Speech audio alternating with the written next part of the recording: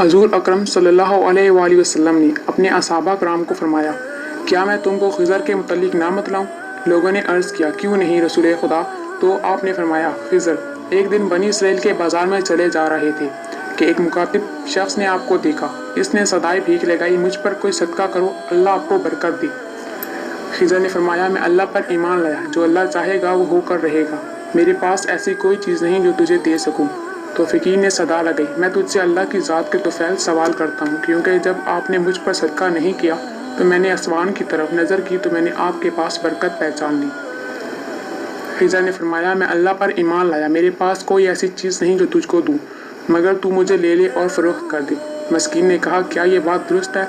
فرمایا، بالکل، میں تجھ کو حق ہی کہتا ہوں، کیونکہ تو نے عظیم ذات کے طفیل مجھ سے سوال کیا۔ بس میں ہرگز اپنے رب کی ذات کے نام کی لاج کو نہ چھوڑوں گا، مجھے فروخت کر ڈال۔ حضور نے فرمایا کہ پھر مسکین نے ان کو بازار لے کر 400 درہم میں فروخت کر دیا، اور آپ خریدار کے پاس ایک زمانہ یوں ہی بغیر کسی کام کاج کے فارغ رہے۔ تو پھر اپنے مالک سے کہا، آپ نے مجھے کسی بھلائی کے کام کے لیے خریدا ہوگا تو مجھے کسی کام کا حکم دیجیے۔ مالک نے کہا، مجھے ناگوار لگتا ہے کہ میں آپ پر بوجھ ڈالوں، کیونکہ آپ سن رسیدہ شیخ اور بزرگ ہیں۔ فرمایا، مجھ پر بھار نہ ہوگا۔ تو مالک نے کہا، پھر یہ پتھر منتقل کرو۔ حالانکہ وہ پتھر ایک دن میں 6 آدمیوں کے بغیر منتقل نہ کیا جا سکتا تھا۔ پتھر کیا تھا؟ یہ پوری چٹان تھی۔ تو پھر مالک اپنی کسی ضرورت کے مطابق کے لیے باہر نکلا اور واپس آیا تو دیکھا کہ پتھر اپنے ہی وقت میں منتقل ہو چکا تھا۔ مالک نے کہا، آپ نے بہت اچھا کیا اور خوب کیا، اور ایسی طاقت دکھائی جس کی مجھے امید نہ تھی۔ پھر مالک کو سفر درپیش ہوا تو خضر نے فرمایا، مجھے کوئی کام سونپتے جاؤ۔ مالک نے پھر کہا، مجھے ناگوار لگتا ہے کہ میں آپ پر مشقت ڈالوں۔ آپ نے فرمایا، مجھ پر کوئی مشقت نہ ہوگی۔ تو مالک نے کہا، تو پھر میرے گھر کی تعمیر کے لیے اینٹیں بناؤ۔ تو آدمی سفر پر چلا گیا، آ کر دیکھا تو عمارت تعمیر شدہ پائی۔ تو مالک مارے تعجب کے، میں اللہ کے نام سے آپ سے سوال کرتا ہوں کہ آپ کا کیا راستہ ہے اور آپ کی کیا حقیقت ہے؟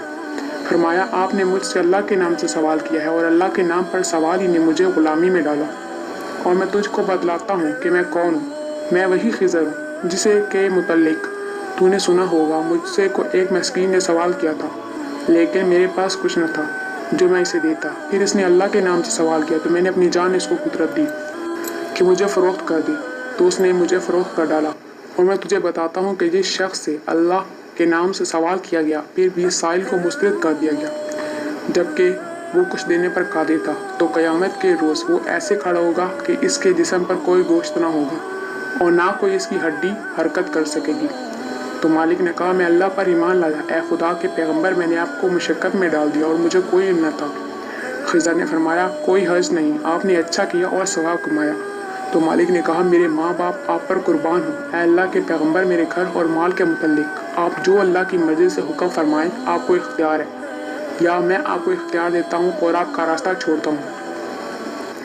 تو آپ نے فرمایا، مجھے یہ بات پسندیدہ ہے کہ آپ میرا راستہ چھوڑ دیں تاکہ میں اپنے رب کی عبادت کروں۔